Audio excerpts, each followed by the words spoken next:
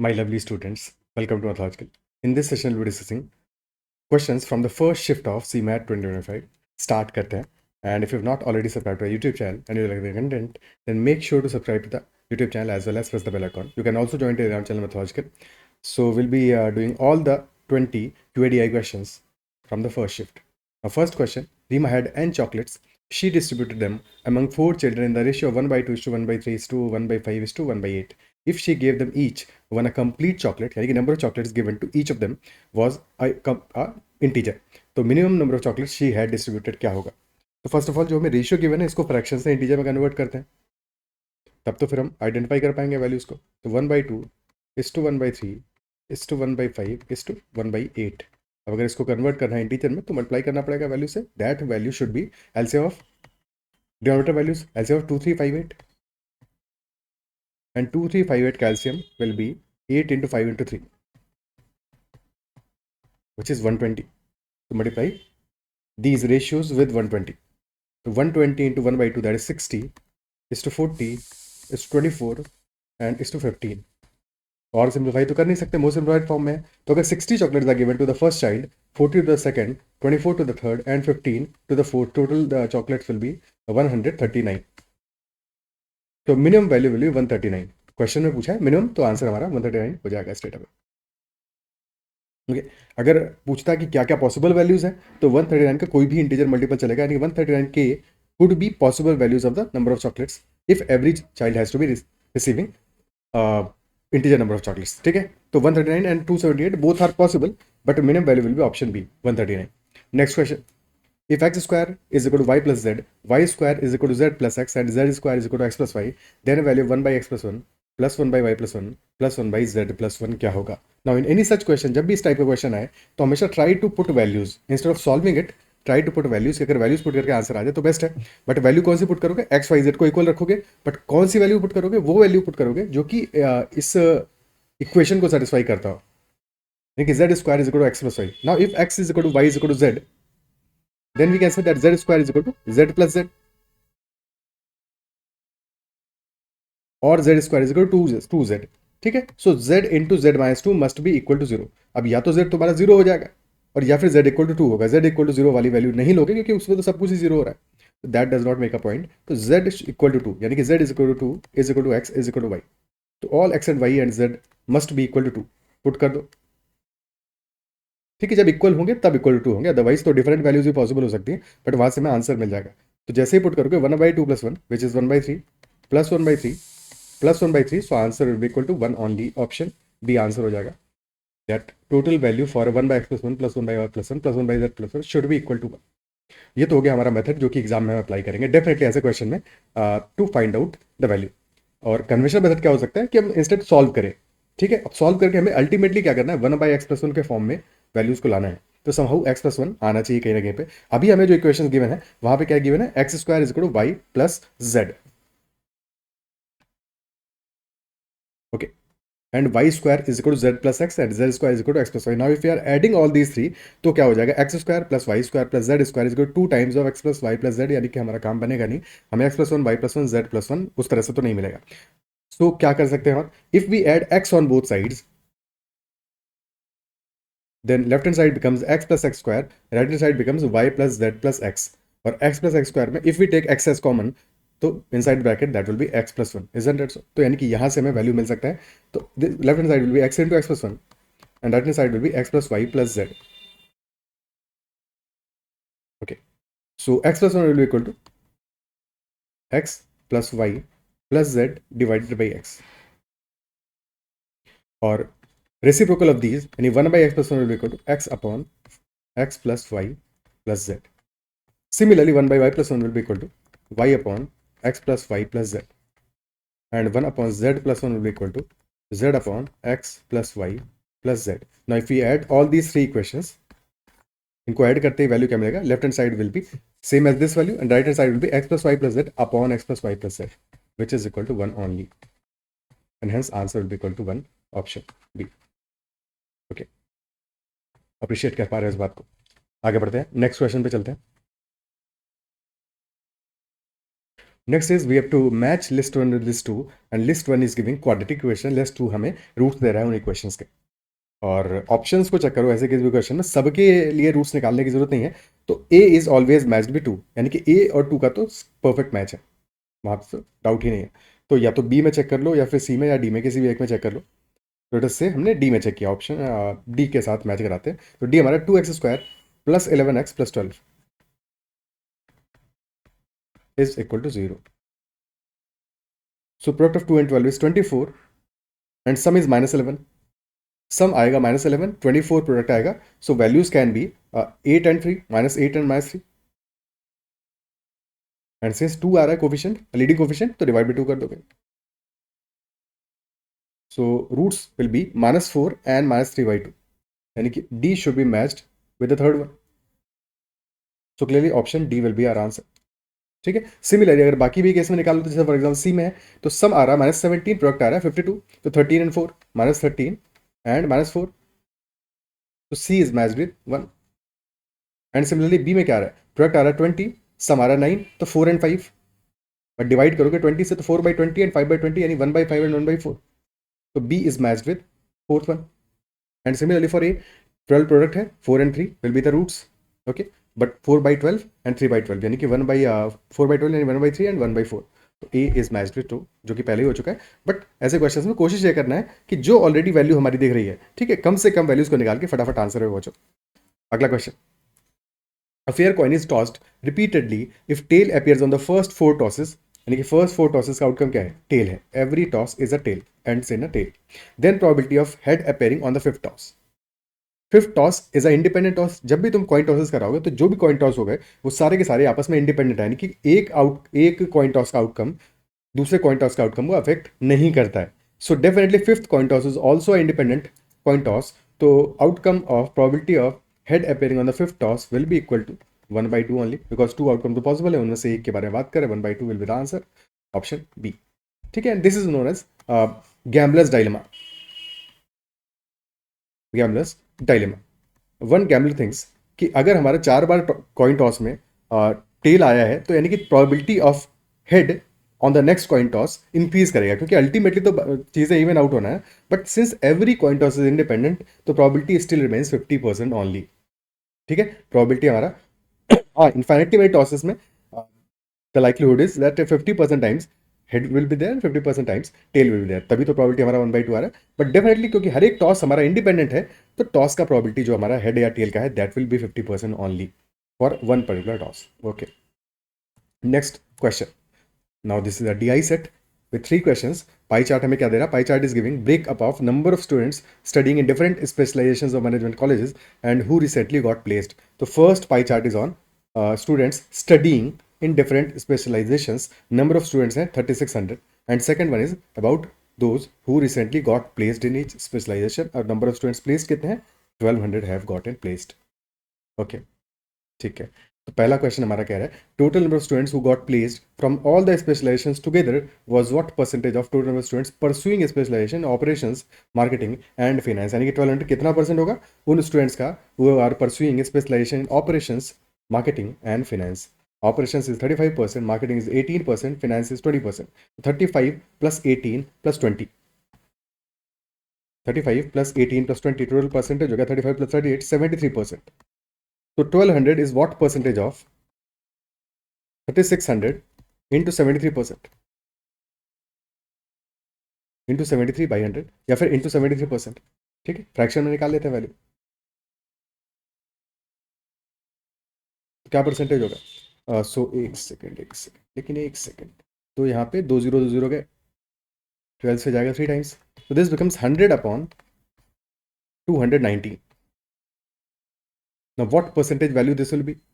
100/219 को अगर हम थोड़ा सा और अप्रॉक्सीमेट कर लें, तो can we say that this is very very close to 100/220। फर्क क्या है दोनों में? डिनोमिनेटर में हमारे 1 इंक्रीज हुआ है, 219 से हमने 220 कर दिया है। So if I have increase denominator, numerator constant है, तो सेकंड वैल्यू जहां पे डिनोमिनेटर हमने इंक्रीज किया है, that will be slightly smaller, isn't it? So थोड़ा सा छोटा होगा। तो clearly we can say that 100/219 will be slightly greater than 100/220। और 100/220 का पर्पस क्या है? Because this is nothing but 5/11। 100/220 is 5/11, और 1/11 is 9.09%. This is 5/11, so this will be 45.45%. Our actual answer will be slightly larger than this. यानी कि option will be 45.66%. Option C. Okay.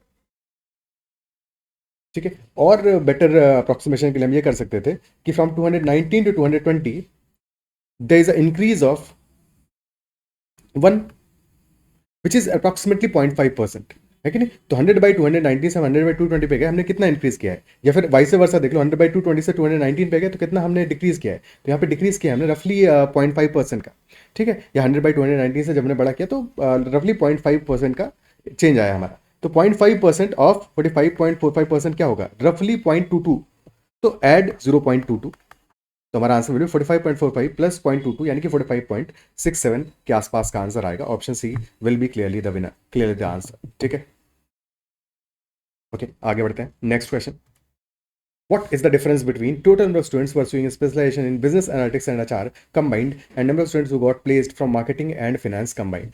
So total students pursuing a specialization in business analytics and HR.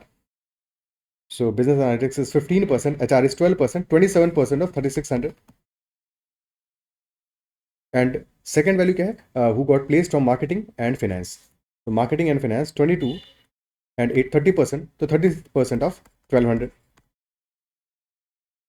So this is 27 into 36 and second value है हमारा 30 into 12 और 36 into 10. तो effectively हमें चाहिए 36 into 17. क्या आ जाएगा? 36 into 7 is 252. 25, 36 and 25 will be 612.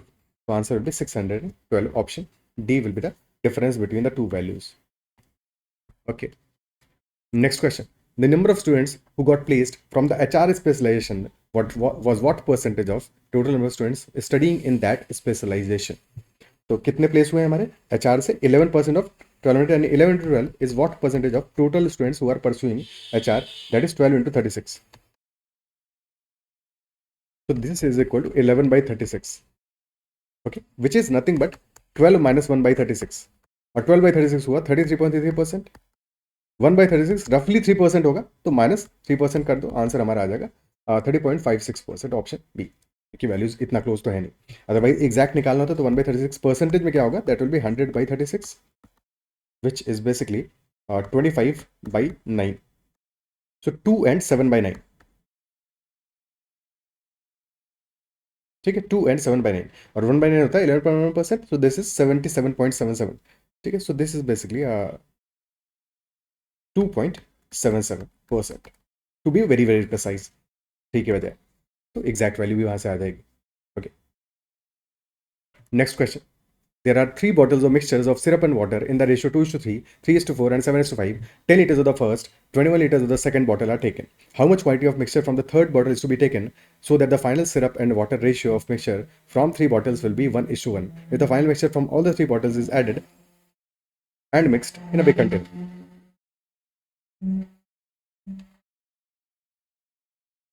Syrup and water, bottle 1, bottle 2 and bottle 3. Ratio in bottle 1 is 2:3 and bottle 2 is 3:4 and in bottle 3 this is 7:5. So if total quantity was equal to 5 units, तो syrup will be 2 units and water will be 3 units. But actual quantity हमारा 5 नहीं है, actual quantity हमारा 10 है. Similarly from bottle 2, if total quantity was 3 plus 4 7 units, तो syrup will be 3 and water will be 4, but actual quantity is 21 in case of second bottle. तो first में हमारा actual quantity 10 है, 10 is 5 into 2, तो multiply by 2 on both sides. Similarly third में हमारा 21 है 7 into 3, तो multiply by 3 on both sides, syrup and water. Third में मान लेते हैं कि 7x है और 5x है, टोटल क्वांटिटी हमारा 12x हो जाएगा।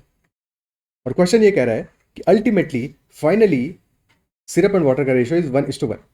एड दीज वैल्यूज, तो 4 + 9 13 + 7x is syrup and water is 6 + 12 18 + 5x and these two should be equal.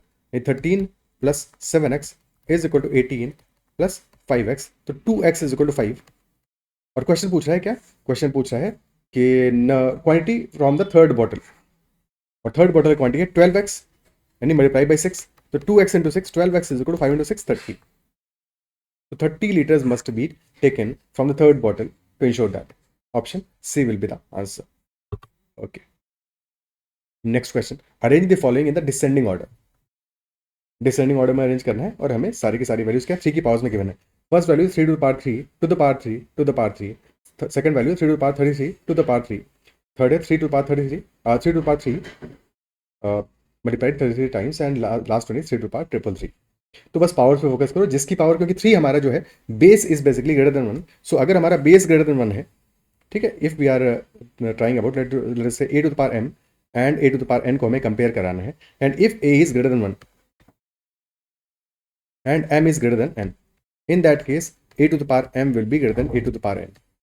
क्योंकि बेस अगर हमारा 1 से बड़ा है तो जो हमारा पावर्स में रिलेशन होगा वही सेम रिलेशन हमारा base to the power something में भी होगा, ठीक है। बट अगर ऑपोजिट हुआ कि a इज बिटवीन 0 एंड 1, हमारा बेस हमारा 0 एंड 1 के बीच में है, and if then m is greater than 1, तो m is greater than n, तो इसका ऑपोजिट हो जाएगा, लेकिन in that case a to the power m will be less than a to the power n।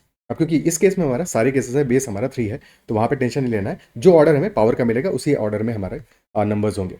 तो पावर फॉर डी, क्योंकि D में power clearly दिया हुआ है, सिर्फ पावर पे फोकस करो, दिस इज ट्रिपल 3। सी में this is nothing but 3 to power 3 into 33 3 to power 99, okay 3 to power 99 है।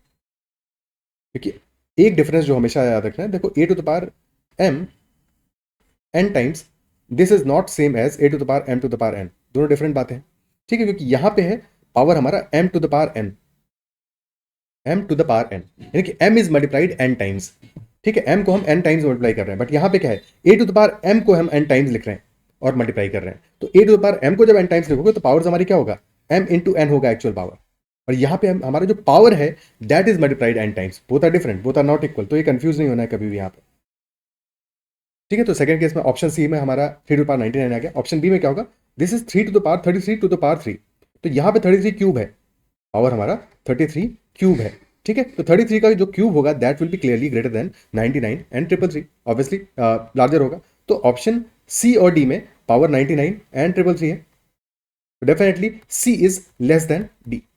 हमें डिसेंडिंग ऑर्डर में लिखना है, तो D will be greater than C, D greater than C हो जाएगा,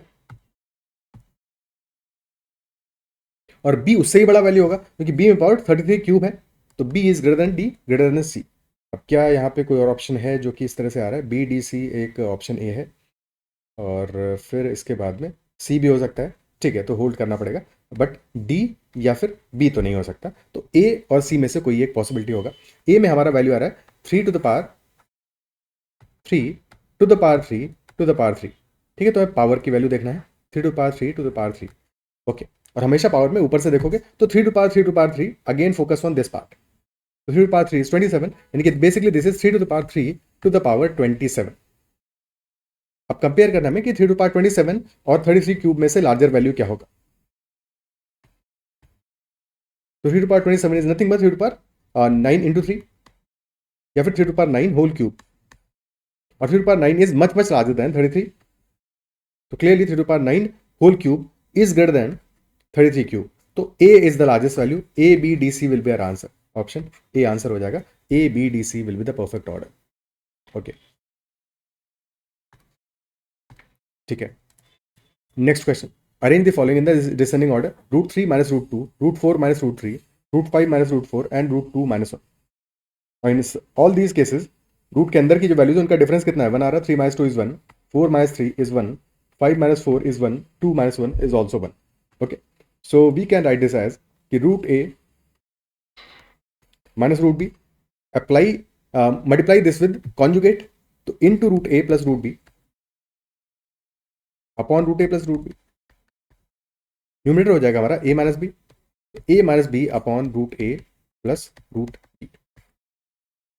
और अगर a minus b हमारा इक्वल टू 1 है, जो कि इस केस में है, तो we can write this value is if a minus b is equal to 1, तो इफेक्टिवली क्या हो गया, this is nothing but 1 upon root a plus root b,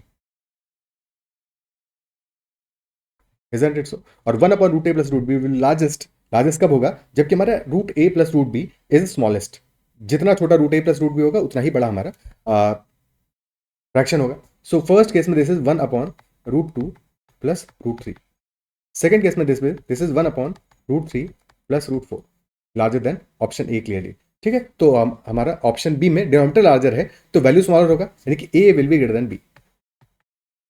option C में दिस इज 1/√4 प्लस √5, यानी कि clearly B is greater than C. और option D में this is 1/√2 plus 1। तो सिंस स्मॉलेस्ट डिनोमिनेटर आ रहा है ऑप्शन डी में, तो डी विल बी लार्जेस्ट, तो D A B C will be our answer, D A B C option C. Okay, अब क्योंकि वैल्यूज हमारी इस केस में इतनी ज़्यादा सिंपल थी कि ऐसे तुम इतना कैलकुलेशन ना करके स्ट्रेट अवे अगर तुम्हें वैल्यूज का आइडिया हो, जो कि होना चाहिए, बेसिक वैल्यूज फॉर √2 का वैल्यू होता है 1.414 या 1.414 की वजह 1.41 समझ लो। √3 इज 1.732 एंड √5 इज 2.236, और बस इन्हीं वैल्यूज को तो यूज करना है। तो √3 माइनस √2 कितना होगा, that will be 1.732 minus 1.414 which is रफली 0.32। Option B √4 is 2 minus 1.732 that is रफली 0.27। ऑप्शन सी √5 माइनस √4 यानी कि √5 माइनस 2 तो 0.236, और लास्ट वैल्यू आ रहा है 0.41। तो लार्जेस्ट इज डी, डी के बाद में A, then B and then C. Option C is the answer. Okay, next question. A vegetable vendor by means of his false balance defrauds to the extent of 10% in the buying goods and also defrauds to the extent of 10% in selling. तो gain percentage, profit percentage क्या होगा उस case में? If he defrauds during the purchase, तो purchase में कैसे defrauded करेगा कि उसको लेना चाहिए था 1000 ग्राम्स पर लेगा 1100 ग्राम्स, isn't it so? तो वहां पे वो फ्रॉड करने वाला है, 1000 लेना चाहिए था पर 1100 ग्राम्स लेगा, तो effectively the net effect will be 10:11. His cost will be 10, he is paying just ₹10 and he is taking value, taking the vegetable of worth ₹11 है कि 10:11 का अल्टीमेटली इफेक्ट पड़ेगा सीपी और एसपी पे। बट जब वो सेल कर रहा होगा, सेल करने में डिफॉल्ट करेगा 10% का, तो कम सेल करेगा, उसको देना चाहिए था 10 पर देगा सिर्फ 9, तो यहाँ भी डिफॉल्ट कर रहा है बट यहाँ पे क्या है, कम देगा ताकि उसका कॉस्ट उसको कम पड़े। तो नेट रेशियो विल बी 9:10। तो 10 से 10 कैंसिल हो जाएगा, 9:11 will be our ultimate result on CP and SP. तो if 9 is the cost price, 11 plus selling price, profit हमारा हो जाएगा 2 यूनिट्स का, तो 2/9 यानी कि 22.22% will be net profit due to these two values. Okay, option C हमारा answer हो जाएगा। Next question, 20 girls among whom are A and B sit down at a round table. The probability that there are 4 girls between A and B क्या होगा? Probability that there are 4 girls between A and B, what will be that probability? Okay, so 20 girls हैं in total, और ए और B को बिठाना है इस तरह से कि उनके बीच में हमें 4 गर्ल्स ही चाहिए। तो सबसे सिंपल अप्रोच क्या हो सकता है कि पहले तुम ए को कहीं पे बिठा दो। सिंस हम राउंड टेबल पे बिठा रहे हैं, तो राउंड टेबल पे there is no start, there is no end, तो ए को कहीं पे भी बिठाओगे, ultimately number of ways of arranging A will be 1 only, तो ए को कहीं पे एक प्लेस पे प्लेस कर दिया। Now since we need to ensure that there are exactly 4 girls between A and B, तो अब कितनी प्लेसेस बची हैं? जैसे हमने A को बिठा दिया, तो अब जब बिठाओगे B को, तो B को बिठाने के लिए, बाकी किसी को भी बिठाने के लिए एक प्लेस A का फिक्स हो गया, तब उसके रिलेटिव में बाकी बैठेंगे। ठीक है, तो now this is as good as a linear arrangement, एक पर्सन को प्लेस करने के बाद में। कंडीशन क्या है, there should be 4 girls between A and B. एक और बताओ, बी को बिठाने के लिए कितनी प्लेसेस बची हैं? टोटल 19 बची हैं, 20 गर्ल्स वर इन टोटल, तो 20 सीट्स है तुम्हारे पास, एक पे हमने ए को प्लेस करा दिया है। So now possible ways to place B is equal to 20 minus 1, 19, और हमें B को इस तरह से बैठाना है so that there are 4 girls between A and B. So either there will be 4 girls on the clockwise direction and then B will be placed, or there will be 4 girls in the anti-clockwise direction and then B will be placed. तो यानी कि favorable places for B are 2 only. तो favorable ways such that our condition is fulfilled, वो तो 2 ही हैं, तो probability will be 2/19 only. 2/19, option A will be the answer. Isn't it so? ठीक है, तो क्लियरली हमारा आंसर हो जाएगा 2/19। अब इसको और लंबा करना है तो बात अलग की है कि फिर हम बाकी सबको बिठा के भी देखें, फिर प्रोबेबिलिटी वैसे निकालें, तो वो ज़्यादा कॉम्प्लेक्स हो जाएगा, जिसकी कोई ज़रूरत इस क्वेश्चन में है नहीं। ठीक है, करना इतना सिंपल तरीके से ही है सो दैट हमारा क्वेश्चन सिंपली आंसर हो जाए। ओके, अदरवाइज फिर हम इसको और लंबा करते हैं कि टोटल वेज कितने होंगे 20 पर्सन को बिठाने के, total ways will be 19 factorial, and probability that there are 4 girls between A and B. So A को बिठाया और बी को बिठाया, ठीक है, सो ए और बी को हम बिठा रहे हैं और बीच में 4 पर्सन को बिठाना है। सो ए और बी को बिठाने के नंबर ऑफ वेज कितने होंगे? दो सीट्स तुमने सेलेक्ट कर ली जिनके बीच का गैप 4 का है, ठीक है। सो सेलेक्ट करने के, क्योंकि राउंड टेबल है, सेलेक्ट करने का मेथड एक ही होगा, बट क्योंकि ए और बी को अरेंज कर रहे हो तो या तो पहले ए आएगा फिर बी आएगा, या पहले बी आएगा फिर ए आएगा, यानी कि number of ways of arrangement will be 2 factorial. And then we have to select 4 girls out of 18 to be seated between them. तो 18C4 से you can select those 4 girls, फिर उनको बैठाने के तरीके 4 factorial, and remaining 14 will be seated in otherwise. तो into 14 factorial, this is total ways, favourable ways divided total ways is 19 factorial. अब ऐसे सॉल्व करोगे, ये थोड़ा सा लंबा मेथड हो गया जिसकी जरूरत नहीं है, बट यहाँ से भी आंसर तो 2/19 ही आएगा। ओके, तो ऐसे भी देख सकते हो। तो दिस विल बी 18 17, ठीक है। तो ultimately this will be 2 into 18 factorial by 19 factorial, तो 2/19 only. Okay. Next question. A man takes 4 hours 20 minutes in walking to a certain place and riding back. So he walks to a certain place and then rides back. तो walking का time plus riding का time, that is equal to 4 hours 20 minutes. Instead, if he walks on both sides, तो he loses 1 hour, यानी कि 1 hour ज़्यादा लगेगा कब, जबकि he is walking as well as walking on both sides. So that time will be 5 hours 20 minutes. Question asking the time he would be taking by riding both ways. तो अगर दोनों ही case में ride करना, एक बात बताओ, compare this with this. तो in the second case if he is walking on both sides तो he will be taking 1 hour more, है कि नहीं। तो अगर एक साइड में वो वॉक की बजाय राइड करता है तो टाइम क्या होता है, टाइम रिड्यूसेस बाय 1 hour, है कि नहीं। टाइम 1 hour से रिड्यूस कर जाता है। अब सेकंड केस में फिर से तुम वॉक की बजाय उसको राइड करा दो तो फिर से टाइम फर्दर 1 hour से रिड्यूस कर जाएगा, यानी कि राइड प्लस राइड का time will be 3 hours 20 minutes only. ठीक है, यहाँ पे वॉकिंग का और राइडिंग का टाइम निकालने की जरूरत नहीं है, बस स्ट्रेट अवे ऐसे ही ऑब्जर्व करके सॉल्व कर लोगे, कोई कैलकुलेशन करने की यहाँ पे कहते ही जरूरत नहीं है, बस 1 hour सब्ट्रैक्ट कर दोगे, आंसर हमारा आ जाएगा। Okay, next question. Anand income is ₹140 more then Biren's income and Chandu's income is ₹80 more than Deepak's income. If the ratio of Anand's and Chandu's income is 2:3 and ratio of Biren's and Deepak's income is 1:2, तो income of A B C D क्या होगा। सबसे आसान तरीका, सीधे सीधे जो options दिए हैं गिवन है वहीं से ट्राई कर लो। तो आनंद एंड चंदू का इनकम का ratio is 2:3 and for Biren and Deepak the ratio is 1:2। तो देखो कहाँ पे ये तुम्हारे रेशियोज मैच कर रहे हैं और फिर बाकी कंडीशन को भी फुलफिल कराना है। तो Anand and Chandu 2:3 ratio, option A में आ रहा है, नहीं आ रहा है। 260:320 नहीं आ रहा है 2:3। ऑप्शन बी में 300:600 नहीं आ रहा है रेशियो।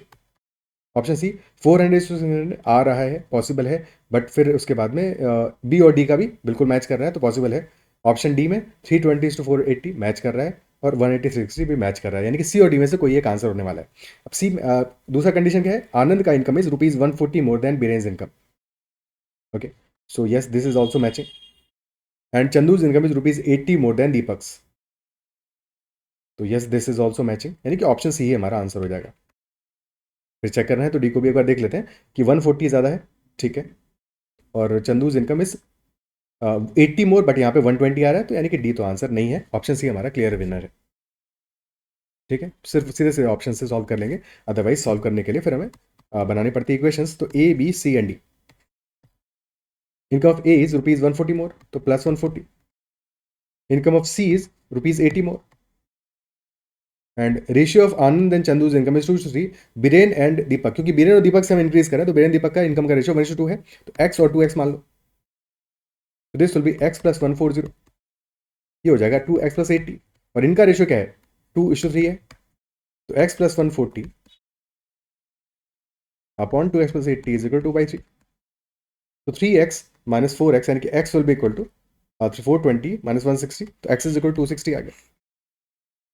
x 260 यानी कि बीरेन का income is 260, option C is the answer. Okay, next question. In a race A, B and C take part.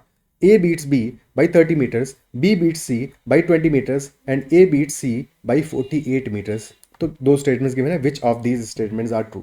Length of the track क्या होगा और साथ में स्पीड का रेशियो क्या होगा for A, B and C। तो A is beating B by 30 meters and B beats C by 20 meters while A beats C by 48 meters। तो अगर रेस ट्रैक हमारा लेट अस से x लेंथ का है तो A completes x meters and A is beating B by 30 meters, तो B must be x minus 30 meters, B must have covered x minus 30 meters क्योंकि 30 meters behind है, और C is 48 meters behind, तो C must have covered x minus 48 meters। ठीक है, सो A ने complete कर लिया है रेस को, B is 30 meters behind and C is 48 meters behind। But question ये भी इंफॉर्मेशन दे रहा है that B beats C by 20 meters।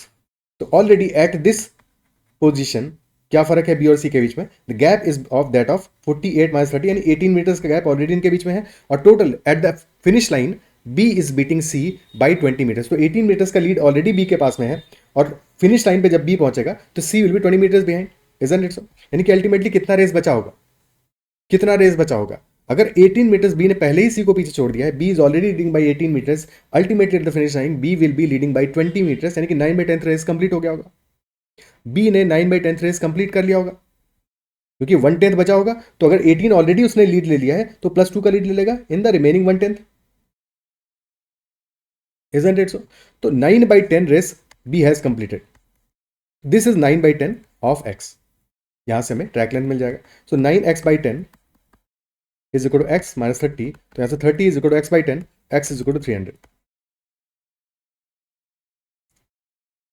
Okay, तो यस, फर्स्ट स्टेटमेंट करेक्ट हो गया कि length of the race is 300 meters. Speed का रेशियो निकालना है, क्योंकि टाइम सेम है, तो बस इनका जो डिस्टेंसेस का वर्ड है वो उसका रेशियो ले लो, 300, x minus 30 is 270 and x minus 48 is 252। Ratio क्या आ जाएगा, 3 से तो डिवाइड हो ही रहा है, तो दिस विल बी 100:90:84। फर्दर ये 2 से और डिवाइड हो जाएगा, 50:45:42, तो this will be the ratio of the speeds. तो सेकंड स्टेटमेंट इनकरेक्ट है, फर्स्ट करेक्ट है। ऑप्शन कौन सा आंसर होगा? ऑप्शन सी आंसर हो जाएगा। First is correct and second is false. Next question, a merchant earns 25% profit in general once his 25% consignment was abducted forever by some thieves। तो 25% का profit in general वो earn करता है, which implies 1/4 का profit earn करता है। तो if CP is equal to 4 rupees, तो selling price will be equal to 4 + 1, 25% का प्रॉफिट होगा, तो 4% 5 rupees will be selling price in general. But once is 25% consignment was abducted for ever by some thieves. Okay, or due to this, trying to compensate for his loss, he sold the rest of his consignment by increasing his selling price by 20%। उसने क्या किया, अपना selling price को increase किया। तो अब selling price पे कितना चेंज लाओगे, 20% का, तो 5 रुपीज सेलिंग प्राइस, तो +1, लेकिन new selling price will be SP dash will be 6 rupees. तो what is the new percentage profit? But यहाँ पे हुआ क्या है, 25% कंसाइनमेंट एबडक्ट हो गया है, 25% कि 1/4 कंसाइनमेंट एबडक्ट हो गया है। तो अगर इनिशियली लेट से वो 4 quantity number of items that he use to sell was 4, तो अब उसके पास नंबर ऑफ आइटम्स बचे कितने हैं? बचे हैं सिर्फ 3 आइटम्स ही बचे हैं, बिकॉज 1 हैज बीन एबडक्टेड। तो 3 आइटम्स बचे हैं अब, तो उसका कॉस्ट क्या होगा? Cost will be number of items multiplied by cost per piece. तो 4 × 4 16 rupees will be cost, total cost.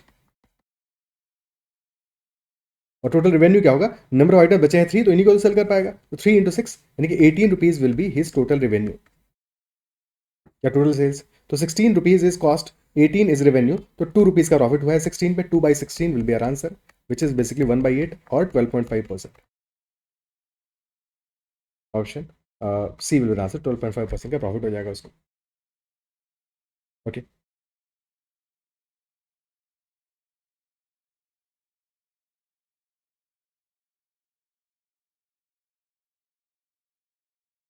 ठीक है।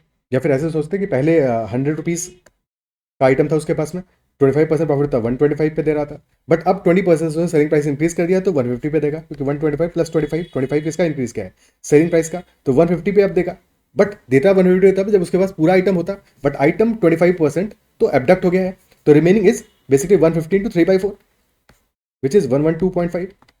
तो कॉस्ट इज 100, 112.5 टोटल रेवेन्यू है, तो 12.5% का प्रॉफिट है। Okay, next question, equal amounts of each rupees 1000 is lent to persons for 3 years, one at 30% simple interest and second at 30% compound interest annually. By how much percent is the compound interest greater than the simple interest received in this 3 years duration? तो simple interest में तो मामला simple है, 3 years के लिए दे रहे हैं 30% पे, तो सिंपल इंटरेस्ट कितना हो जाएगा, दैट विल बी 90%, 3 × 30% यानी 90% ऑफ प्रिंसिपल, और that is equal to 900 rupees. Second case में क्या है, 30% कंपाउंड इंटरेस्ट एनुअली, तो इंटरेस्ट कितना बनेगा, 30% कंपाउंड इंटरेस्ट फॉर 3 years।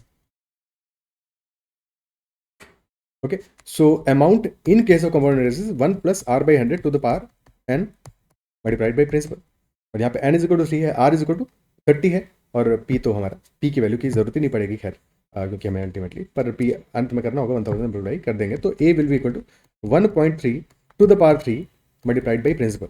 और 1.3 टू पावर 3 13 क्यूब होता है 2.2197 13 क्यूब होता है, तो this will be 2.197 into principal. So compound interest will be equal to 2.197 into principal minus principal. So यानी कि 1.197 into principal. Principal हमारा 1000 है, तो this will be 1197 rupees. Simple interest is 900 rupees. Compound interest is 1197 rupees, यानी कि this is higher by 297 rupees. Question पूछा है कितना परसेंट ज़्यादा है, तो परसेंटेज किसका निकालोगे, 900 का निकालोगे, तो 297 by 900 multiplied by 100. 297 by 9 is 33%. So our answer will be option B, 33%. Okay. और ध्यान ही रखना है कि यहाँ पे अमाउंट हमें 1000 गिवन था, अमाउंट कुछ और वैल्यू पे गिवन होता तो अमाउंट पे हमारा आंसर डिपेंड नहीं करता, क्योंकि आंसर में अल्टीमेट में कंपैरिजन ही करना है, तो हम आंसर अपने लिए वैल्यूज अपने लिए सिंपल मान लेते. ठीक है, अगर मान लो 1000 की बजाय यहाँ पे 5600 या कोई रैंडम वैल्यू दिया हुआ होता जहाँ से कि हमें वैल्यूज फ्रैक्शन में मिलती, तो हम उस केस में भी अपना जो प्रिंसिपल मानते वो एक सिंपल सी वैल्यू मान लेते जहाँ से कि हमें इंटीजर वैल्यूज मिलने वाली थी. तो 1000 ही मान लेते, 10,000 मान लेते, सिंपल वैल्यू मानते. ओके, क्लियर है. और सेकंड मेथड कंपाउंड इंटरेस्ट निकालने का क्या हो सकता था कि हम मानते 1000 से हमने स्टार्ट किया प्री मेथड से, तो फर्स्ट ईयर का इंटरेस्ट क्या होगा 1000 में 30%, that will be 300. Second year का interest that will be 300 on the principal, same ही रहेगा प्रिंसिपल पे, बट ये जो पहले साल का इंटरेस्ट है हमारा ये भी तो इंटरेस्ट देगा, 300 का 30% will be 90. Similarly third year का interest on principal will be 300 only, but then ये जो इंटरेस्ट वैल्यूज आई ये भी तो इंटरेस्ट देंगी, तो 600 का 30% विल बी 180 एंड 90 का 30% will B 27. Now this first column is simple interest only, total simple interest तो 900 ही रहा, लेकिन this is our simple interest. और डिफरेंस हमारा जो आया कंपाउंड इंटरेस्ट और सिंपल इंटरेस्ट का, this value compound interest minus simple interest, ये कितना आ रहा है 270 प्लस 27 297. तो this is our CI minus SI. तो क्वेश्चन ये तो पूछा है कितना परसेंट ज़्यादा है, तो 297 इज 33% मोर देन 900. अगर टोटल कंपाउंड इंटरेस्ट पूछना तो सारी की सारी वैल्यूज को ऐड कर देते.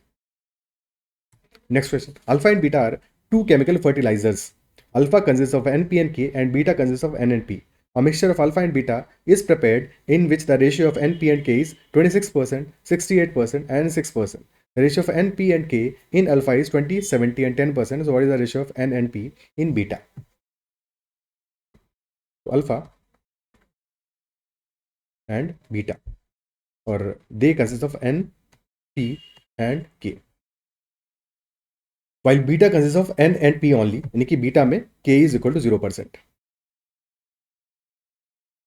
Now we are mixing alpha and beta both, जहाँ पे कि रेशियो हमारा in which the ratio of NP and K is 26%,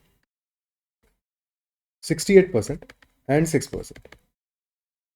और the ratio of NP and K in alpha is 20%, 70% and 10%. अब बीटा में पता नहीं है रेशियो.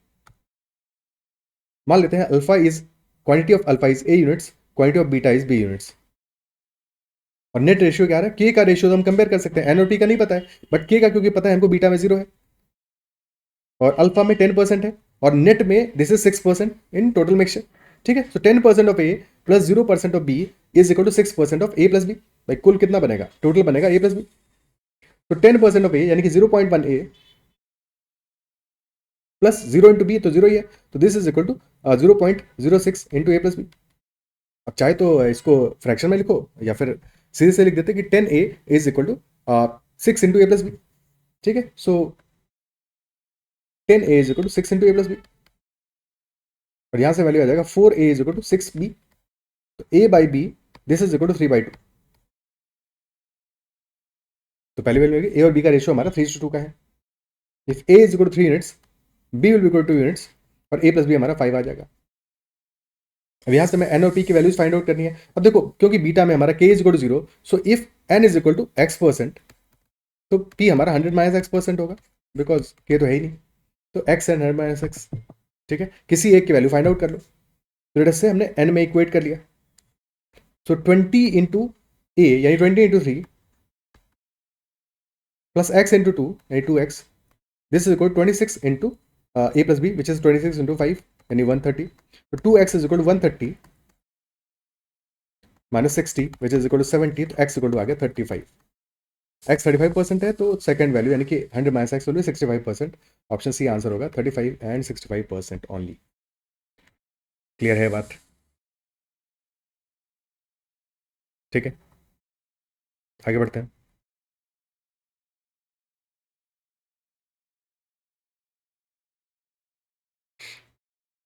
Next question.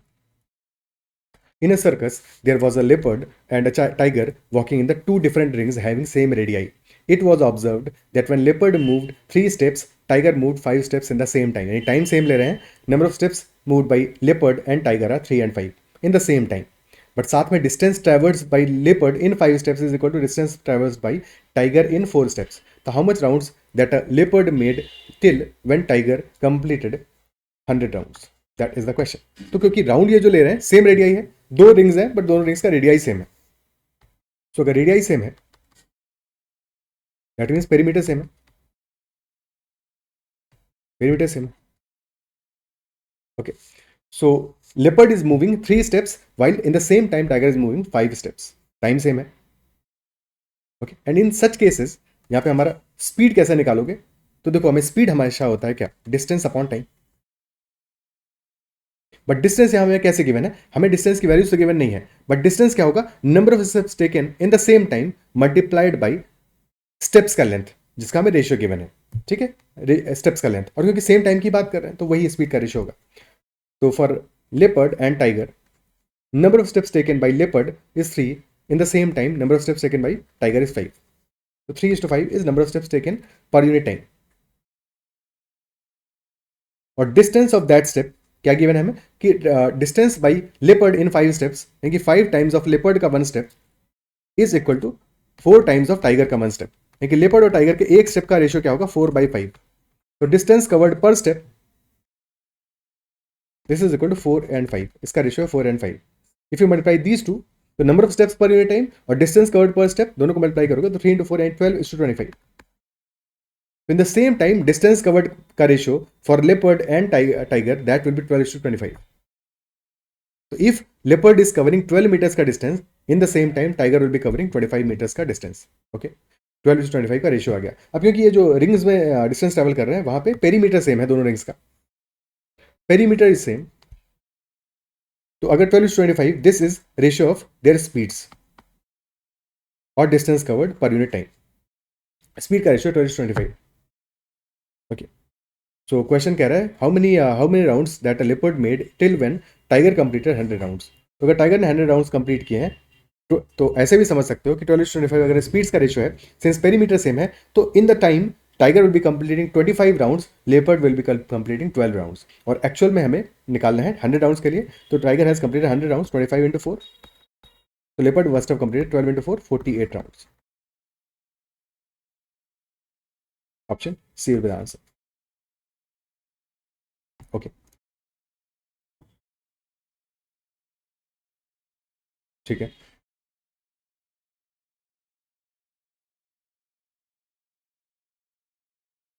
क्या ये बात clear?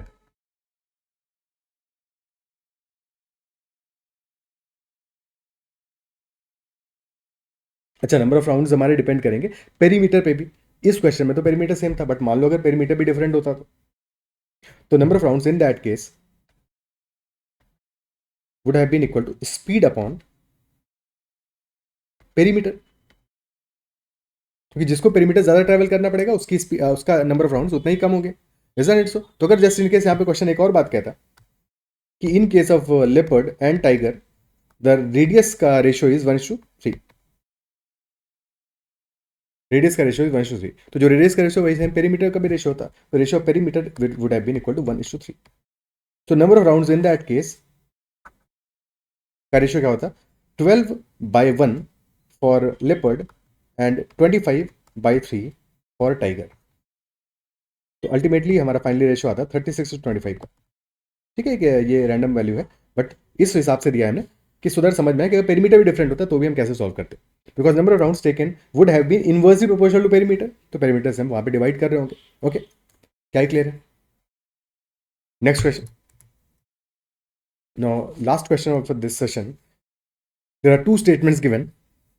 Statement number 1, the perimeter of a triangle is greater than the sum of its 3 medians. And statement number 2, in any triangle ABC, if D is any point on BC, then AB plus BC plus CA is greater than 2AD. So which of these statements are true? ठीक है, तो यहाँ पे हमें triangle inequality को समाव use करना है, triangle inequality. And triangle inequality says that if we are taking two sides of a triangle, तो sum of the two sides will always be greater than the third side। हमेशा ये होगा, किन्हीं भी टू साइड्स को लो, okay, because if the sum of these sides is not greater than, तब क्या होगा, तब ट्रायंगल बन ही नहीं पाएगा। That is why sum of the two sides is always greater than the third side। Okay, तो पहले सेकंड स्टेटमेंट को चेक करते हैं because that is far easier. Let's say we form the triangle ABC and D is any point whatsoever on side BC। ठीक है, सो D हमने एक point ले लिया साइड BC पे। Now join A and D, so now we have two triangles, triangle ABD and triangle ACD। okay, triangle ABD and triangle ACD। now first focus on triangle ABD। और हमें inequality क्या चाहिए, that AB plus BC plus CA greater than 2AD, यानी कि इसको हमें check करना है क्या ये ट्रू होगा या फिर नहीं होगा। So in triangle ABD apply triangle inequality, तो AB plus BD this will be greater than AD, isn't it? Similarly, अब फोकस ऑन ट्राइंगल ACD, तो in triangle ACD by the same logic AC plus CD is greater than AD। now there are two equations, add 1 and 2, so 1 plus 2 becomes AB plus AC, AB plus BD plus AC plus CD greater than AD plus AD, यानी greater than 2AD। और BD plus CD क्या है, this is equal to BC only, so this becomes AB plus AC plus BC is greater than 2 times AD। तो yes, second statement जो given है वो तो true है, definitely second statement is true for any point D on line BC। Okay, ये बात तो पक्की है, तो सेकेंड स्टेटमेंट हमारा करेक्ट है, यहाँ पे कोई डाउट नहीं है। ठीक है, अब फर्स्ट स्टेटमेंट की बात करते हैं कि फर्स्ट स्टेटमेंट भी हमारा करेक्ट है कि नहीं है। फर्स्ट स्टेटमेंट कह रहा है हमारा कि the perimeter of a triangle is greater than the sum of its 3 medians. Okay, इस बार हम मीडियंस की बात कर रहे हैं। अगर हम सेम लॉजिक अप्लाई करें, सिर्फ सेम लॉजिक अप्लाई करें, ठीक है, तो इस सेम लॉजिक से क्या कह सकते हैं हम कि क्योंकि D is any point on BC, तो अगर D हमारा मीडियन भी है, मिडिल वैल्यू है, मिड पॉइंट भी है BC का, तब भी ये चीज होल्ड करेगा। तो सेकंड स्टेटमेंट से क्या हम फर्स्ट पे पहुंच सकते हैं, देख लेते हैं एक बार। तो AB plus BC plus CA is greater than 2AD when we are talking about AD as median. Similarly BE जब मीडियन होगा तब भी कह सकते हैं कि AB plus BC plus CA is greater than 2 times BE। Similarly जब CF median होगा तब भी ये कह सकते हैं, तो AB plus BC plus CA is greater than 2 times CF। Now if we add all these three, तो लेफ्ट हैंड साइड हमारा हो जाएगा 3 times of AB plus BC plus CA and right hand side will be greater than 2 times of AD plus BE plus CF। तो left side ये तो perimeter है, तो 3 times perimeter is greater than 2 times sum of medians, या कह सकते हैं कि perimeter is greater than 2 by 3 times sum of medians। इतना तो हमने सेकंड स्टेटमेंट से यानी ट्रायंगल इनइक्वालिटी से निकाल लिया, बट क्या ये सफिशिएंट है, क्योंकि यहाँ पे आ रहा है perimeter is greater than 2 by 3 times sum of medians, but question का स्टेटमेंट कह रहा है perimeter is greater than sum of its 3 medians. तो यहाँ से डेफिनेटली नहीं कह सकते, पेरीमीटर 2/2 ऑफ सम से तो डेफिनेटली ग्रेटर है, बट क्या सम से ग्रेटर है कि नहीं है, नॉट श्योर, नॉट श्योर। तो इतना तो काफ़ी नहीं है हमें, और भी, पर इससे ये भी नहीं कह सकते कि फर्स्ट स्टेटमेंट हमारा फॉल्स होगा। ठीक है, तो ये भी नहीं कह सकते हैं, तो हमें फर्दर ऑब्जर्व करना पड़ेगा, फर्दर यहाँ पे ऑब्जर्व करना पड़ेगा। तो एक बार फिर से समझते हैं इसको।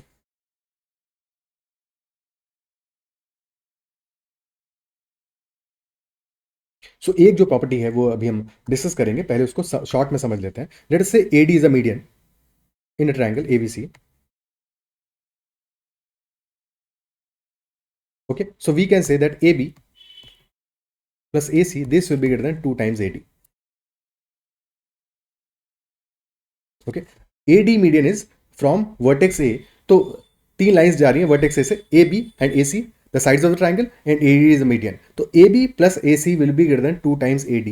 this is our theorem। Okay, तो ये अगर याद रहेगा तो चीजें प्रूव करना आसान होगा, बट पहले ये कैसे आएगा तो ये भी एक चीज देख लेंगे, पर पहले शॉर्ट में if this is true and this is always true in any triangle, ठीक है, so if AD is the median तो AB plus AC will be greater than 2 times AD। Similarly अगर हम बात करें लेट अस से BE का, तो B is a median, so in that case AB plus BC ठीक है, तो पॉइंट बी से, वर्टेक्स बी से, B A and B C are the side of the triangle and B is the median, तो A B plus B C is greater than 2 times of B E. Similarly for CF, so from vertex C, BC and CA are the lines, so BC plus CA is greater than 2 times of CF. Now add all these three, so AB 2 times आ रहा है, AC 2 times आ रहा है, BC 2 times आ रहा है, तो 2 times perimeter of the triangle is greater than 2 times of AD plus BE plus CF, and effectively perimeter is greater than sum of medians. तो second first statement is also true, first भी true है, second भी true है, both are correct, option A is the answer, both are correct. But अभी हमने directly इस property को use किया है, तो एक बार इस प्रॉपर्टी को कैसे प्रूव करते हैं भी देख लेते हैं. A B plus A C is greater than 2 times A D. Okay, so एक ट्राइंगल हम फॉर्म करते हैं. This is any triangle A B C. Point D is the midpoint of BC. So AD will be our median. Okay, AD is our median. So BD will be equal to CD because D to midpoint. Okay, now extend AD, extend करो AD को till some point E such that AD is equal to DE. ऐसे extend किया हमने that AD is equal to DE. So by construction AD is equal to DE. Now E और C को connect कर दो. Okay, ठीक है, connect कर दिया. अभी क्या होता है, जब हमने एक्सटेंड किया है तो A E and B C are lines intersecting lines है, तो opposite angles will be true, यानी this angle will be equal to this one. तो triangle A D B and triangle E D C, इन पे focus करो. तो in these triangles A D is equal to D E by construction, दोनों को हमने पहले ही इक्वल बनाया है.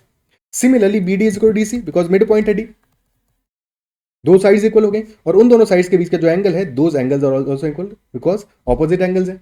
Angle A D B is equal to angle E D C, तो साइड्स इक्वल हैं और उनके बीच का एंगल भी इक्वल है, यानी साइड एंगल साइड से एस ए एस से these two triangles will be congruent. Congruent हो गए, isn't it so? और अगर ये ट्रायंगल्स हमारे कॉन्ग्रुएंट है तो दैट इंप्लाइज कि A B will be equal to C E also.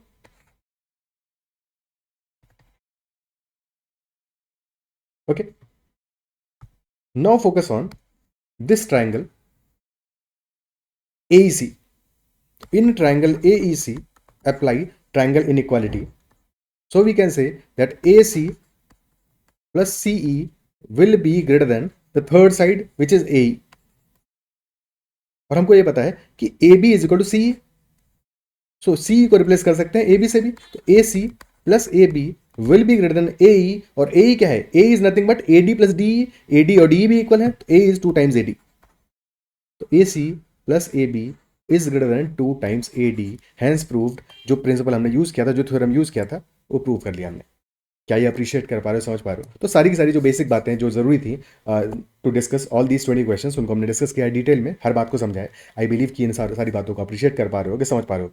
ठीक है, एक बार अगर सेशन पसंद आए तो कमेंट में जरूर मेंशन करना कि तुम्हें सेशन पसंद आया, सारी बातें समझ में आई. फिर भी कहीं पे डाउट रहता है, if there is any doubt whatsoever, तो make sure to comment about that doubt as well. This is all about the questions from CMAT 2025 first shift. Similarly second shift के क्वेश्चंस को एक सेपरेट सेशन में discuss करेंगे. और फिर भी कहीं किसी भी क्वेश्चन में डाउट है तो give a feedback in the comment section, and that's all for this session. Bye bye, take care and keep learning.